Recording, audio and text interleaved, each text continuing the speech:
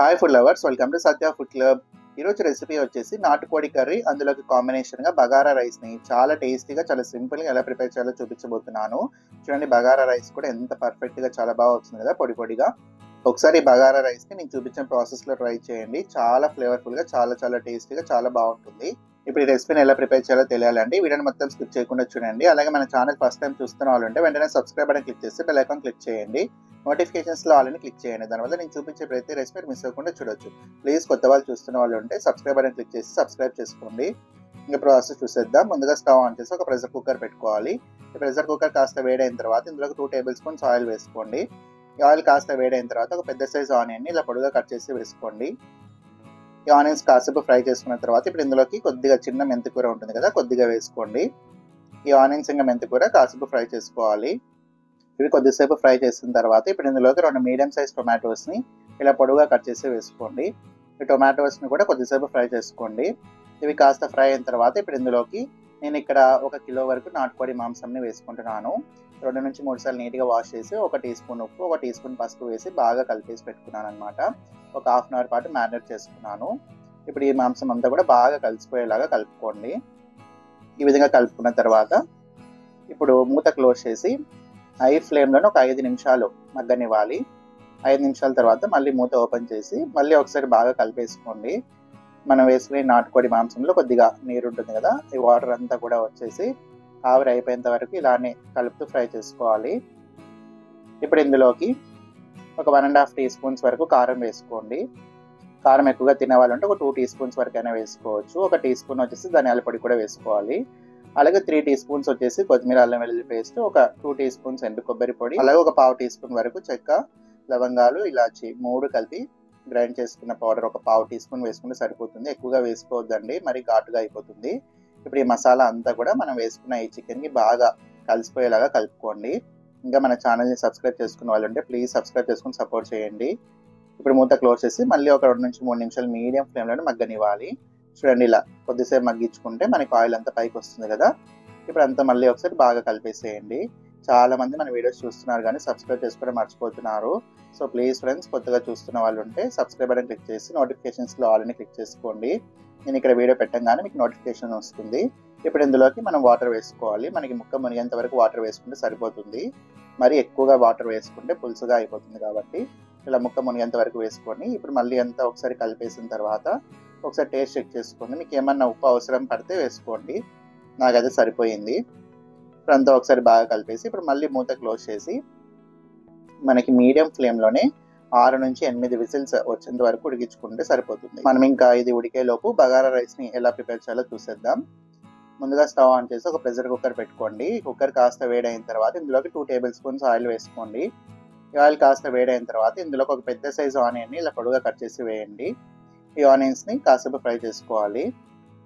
మనకి light golden colour వచ్చేంత వరకు ఫ్రై చేసుకుంటే సరిపోతుంది.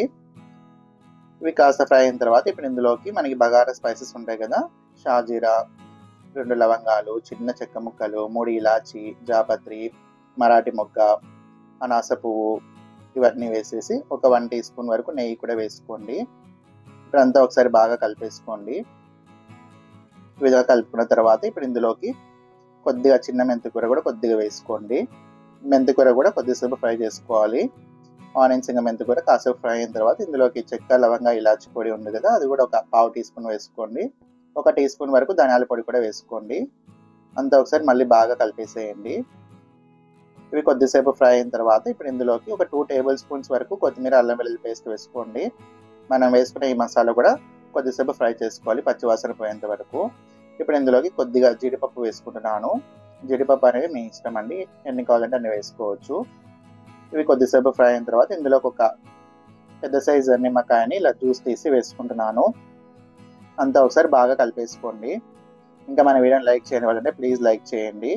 ఇప్పుడు ఇందులోకి నేను ఇక్కడ 3 గ్లాసెస్ వరకు నార్మల్ సోనా మసూరి రైస్ వేస్తున్నాను. అంటే 750 గ్రామ్స్ ఉంటుంది. ఒక హాఫ్ అన్ అవర్ పాటు నానబెట్టి వేసుకుంటున్నాను. అంతా ఒకసారి బాగా కలిపేసేయండి.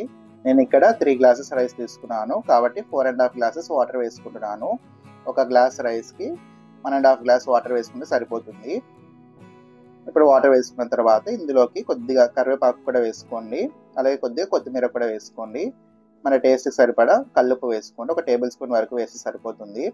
ఇప్పుడంతా ఒకసారి మళ్ళీ బాగా కలిపేసుకోండి. ఇలా కలిపిన తర్వాత ఒక్కసారి టేస్ట్ చెక్ చేసుకోండి. మీకు ఏమైనా ఇంకా ఉప్పు అవసరం అనిపిస్తే ఇంకొద్దిగా వేసుకోండి.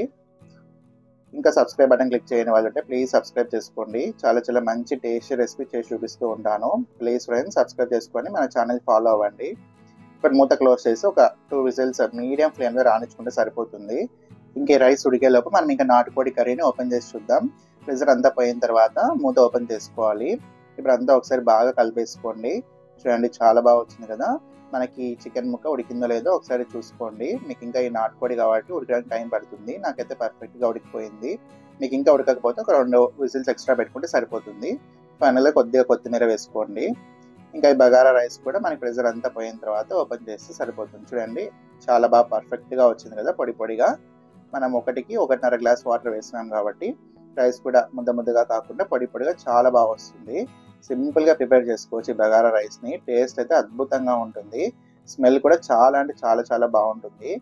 చూడండి ఇలా నాటుకోడి కర్రీలో అయినా ఈ బగారా రైస్ని మనం మటన్ కర్రీలోకైనా ఎందులో తిన్నా కూడా చాలా అంటే చాలా బాగుంటుంది. చూడండి మనకి ఈ నాటుకోడి కూడా మంచిగా ఉడికిపోయింది. చాలా సింపుల్గానే చూపించాను కదా. మీకు కూడా ఈ రెసిపీ నచ్చిందని అనుకుంటున్నాను. నచ్చినట్టయితే ఈ వీడియోని తప్పకుండా లైక్ చేయండి. అలాగే ఈ రెసిపీని మీ ఇంట్లో తప్పకుండా ట్రై చేసి ఎలా వచ్చిందో కూడా కామెంట్ చేయండి. టేస్ట్ అయితే చాలా చాలా బాగుంది. ఇంకా ఈ వీడియోని లైక్ చేయని వాళ్ళంటే ప్లీజ్ లైక్ చేయండి. ఇలాంటి మరెన్నో టేస్ట్ రెసిపీస్ కోసం పక్కన సబ్స్క్రైబ్ బటన్ క్లిక్ చేసి బెల్ ఐకాన్ క్లిక్ చేయండి. నోటిఫికేషన్స్లో ఆల్రెడీ క్లిక్ చేయండి. దానివల్ల నేను చూపించే ప్రతి రెసిపీ మిస్ అవ్వకుండా చూడవచ్చు. ప్లీజ్ ఫ్రెండ్స్, చాలా మంది కొత్త వాళ్ళు మన వీడియోస్ చూస్తున్నారు కానీ సబ్స్క్రైబ్ చేసుకోవడం మర్చిపోతున్నారు.